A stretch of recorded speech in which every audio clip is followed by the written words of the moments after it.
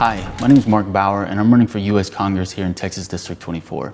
I'm running as an independent because I've learned as a journalist for the last 10 years that neither party has a monopoly on the good ideas. And oftentimes our two-party system emphasizes more who we stand against rather than what ideas we stand for. And so a major emphasis of my campaign is getting back to basics, getting back to trying to understand one another, trying to understand why it is that we want the things that we want, and trying to understand why it is that we do the things that we do. I think it's a lot easier to try to work toward common solutions when we feel like we're all operating on the same page.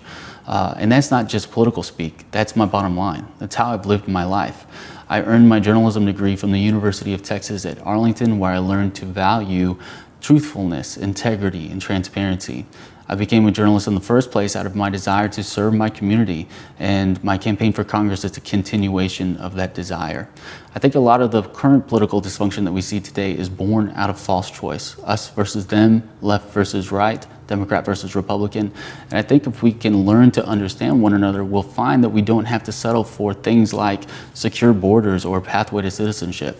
We don't have to settle for high testing standards and learning how to trust educators on how to most effectively teach in their classrooms. I don't believe that we have to choose between workers' rights and economic growth.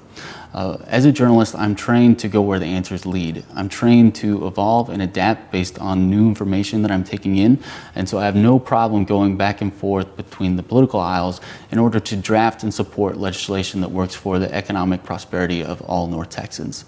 And so if you believe, as I do, that a third way can work for our common good, I hope that you join me in supporting and spreading that message all the way up until Election Day in November. Thank you.